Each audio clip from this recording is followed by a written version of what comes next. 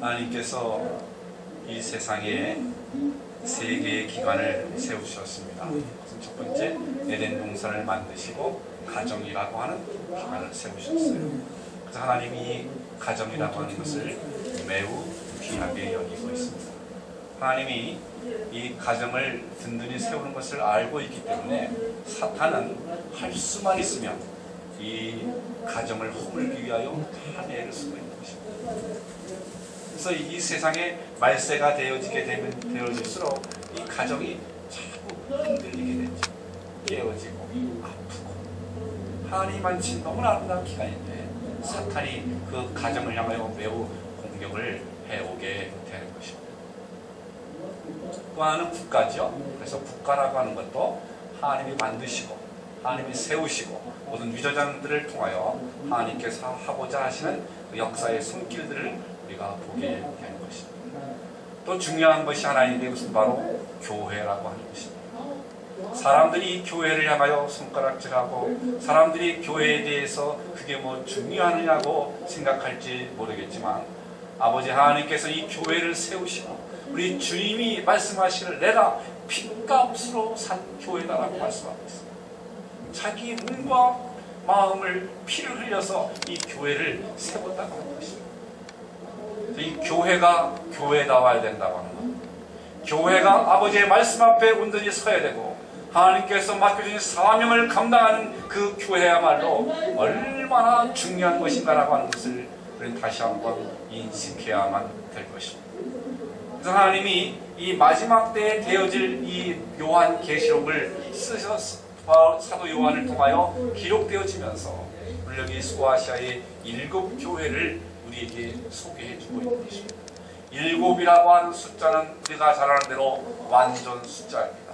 7이라고 하는 교회에 대해서 이야기한다고 하는 것은 결국은 이 지상에 존재하는 모든 교회들은 이 7가지의 교회 가운데 하나에 해당될 수밖에 없다라고 하는 것을 우리에게 말씀해주고 있는 것입니다. 그래서 우리는 오늘 이 요한계시록 2장의 에베소 교회를 우리에게 소개해주면서 우리 교회가 어떤 교회가 되어져야 되느냐, 오늘 이 말씀의 거울에 비춰보아서 우리 교회는 아버지 하나님께 인정을 받을 만한 그런 교회로 든든히 세워져 가고 있느냐를 우리는 분명히 보아야만 한다고 하는 것이죠.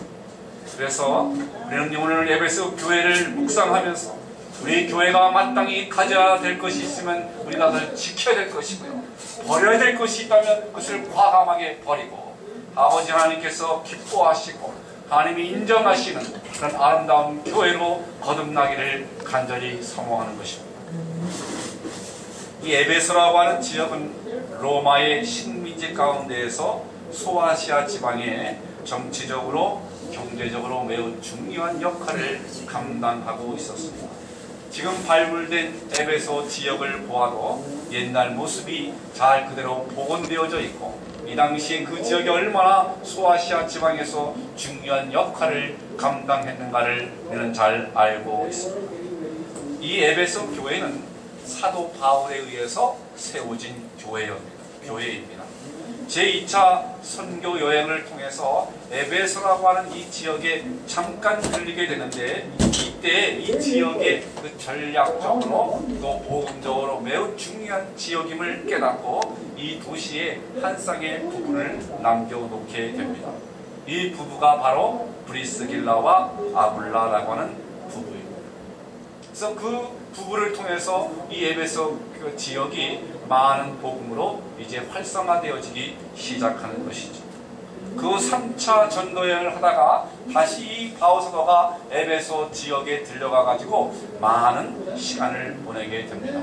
그러니까 사도행전을 보게 되면 바울 사도가 두란노 소원에서 강론을 하고 있는 장면을 우리는 알 수 있습니다. 바울은 약 3년간의 이 에베소에서의 사역을 마치고 자기의 제자 가운데 한 사람을 이 에베소 교회 후임자로 남겨놓습니다. 바로 이 사람이 디모데입니다. 디모데 전서, 디모데 후서는 디모데가 이 에베소에서 사역할 때에 바울 사도가 써낸 편지가 되는 것입니다. 오늘 우리가 읽을 본문을 보면 이 에베소 교회를 향하여 세 가지를 칭찬해주고 있는 것을 우리는 볼 수 있습니다. 첫 번째로 그 교회는 헌신된 일꾼들이 있었다는 것입니다. 내가 내 행위와 수고와 인내를 안다고 말씀하셨습니다. 그들은 말로만 신앙생활을 하는 사람들이 아니었습니다. 그들은 그들의 신앙을 분명히 붙잡았고 그 말씀 들은 대로 그 믿음을 실천에 옮기는 사람들이었습니다. 그들은 이웃을 위해서도 이 일을 했습니다. 사회에 소외된 그룹들을 찾아다니면서 봉사자의 손길을 아끼지 않았습니다. 그들은 봉사하는 손길에 게으르지 아니하고 열심을 다했다고 오늘 성경은 분명히 말씀해주고 있습니다. 이와 같이 헌신된 일꾼들 뿐만이 아니라 두 번째 보니까 올바른 교리 분별력도 가지고 있었다고 했습니다. 그들은 악한 자를 용납할 수가 없었습니다. 그리고 자칭 사도라고 하는 사람들을 시험하여 그 거짓된 것이 무엇인가를 올바르게 드러내는 일들도 감당했다고 하는 것입니다. 그래서 그들이 가지고 있는 그 믿음은 그 주변의 거짓 교리와 이단 사설에 의해서 흔들리지 아니하고 분명한 정통 말씀, 하나님의 말씀을 붙잡고 살아가고 있는 그러한 사람들이었습니다. 그래서 무엇이 옳고 무엇이 그른 것인가를 정확하게 분별할 수 있는 그 능력을 가지고 있는 교회였습니다. 사도 바울이 밀레도에서 에베소에 있는 장로들을 소집해가지고 그들에게 고별 설교를 하는 장면이 사도행전 20장에 나오고 있습니다.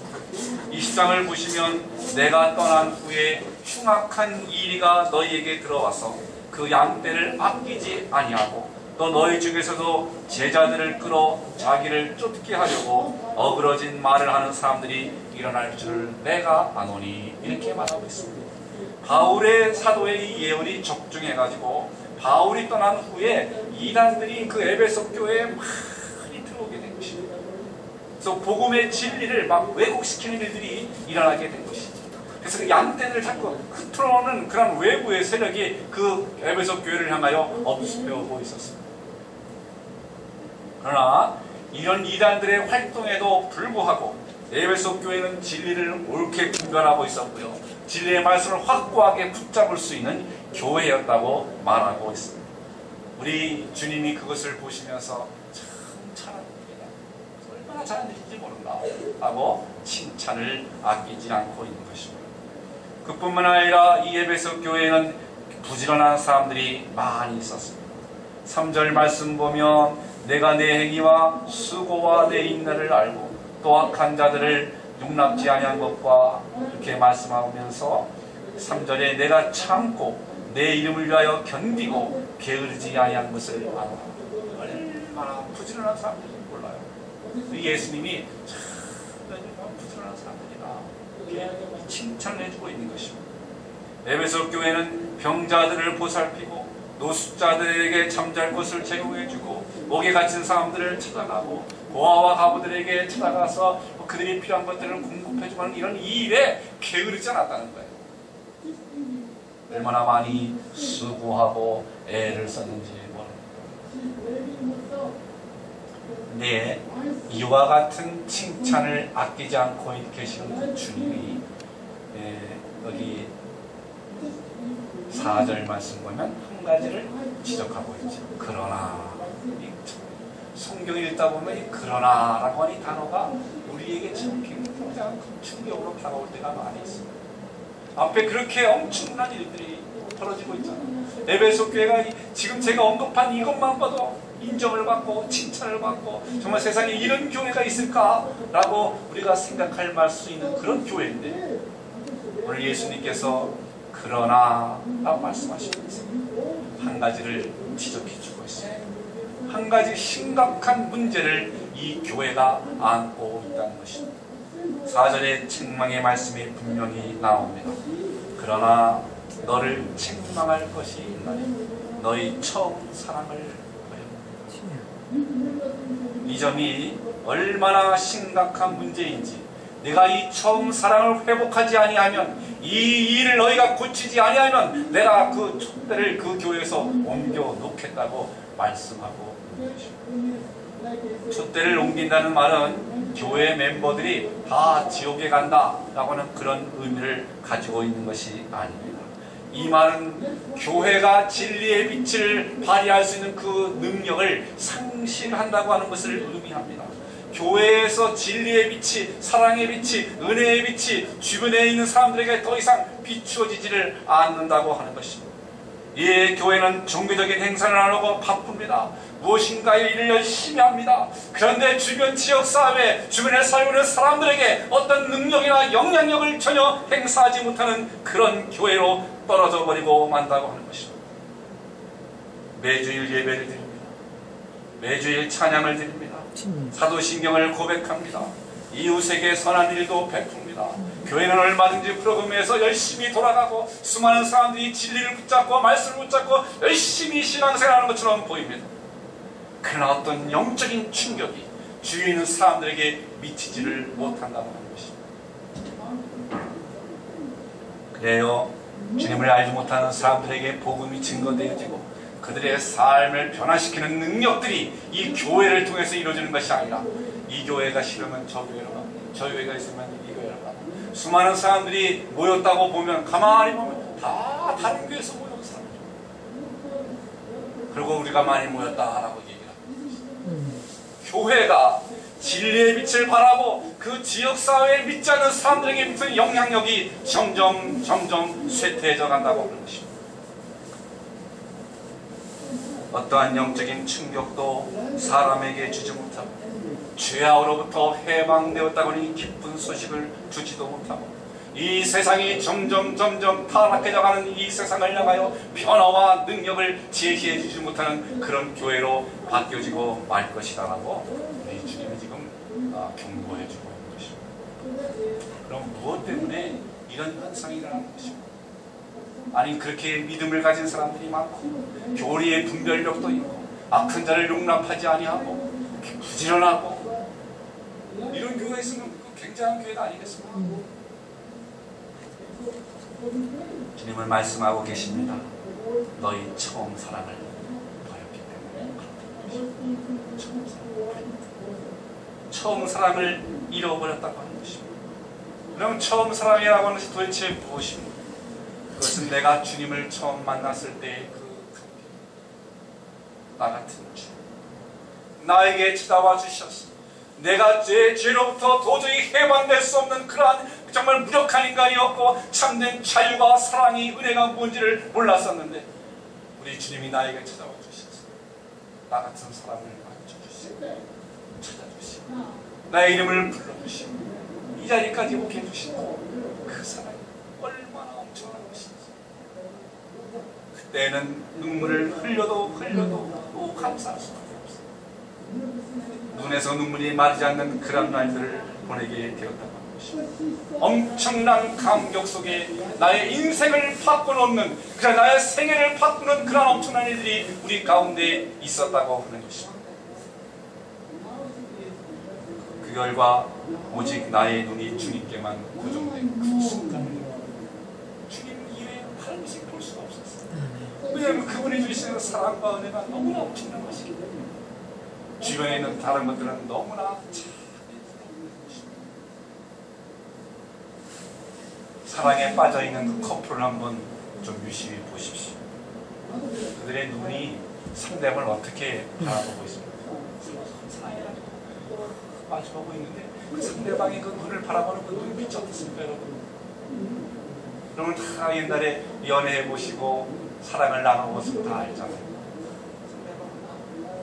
어떻게 쳐다보고 있는지.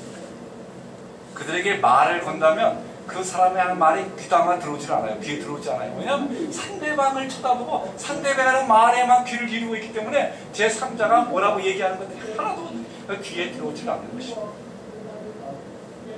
오직 상대방의 정신이 팔고 있습니다. 그럼 우리가 흔히 얘기한 대로 눈에 콩깍지가 씌워서 그런다 이렇게 얘기하죠. 우리가 주님을 처음 만났습니다. 주님이 다른 사람이 나에게 뭐라고 하든 다른 사람이 나를 향하여 무슨 소리를 귀에 들어오진 않습니다. 오직 주님만을 바라보고 주님께 시선을 맞추고 주님이 나에게 주신 사랑이 너무나 엄청난 것이기 때문에 다른 것에 근심을 빌 여유가 없었던 것입니다.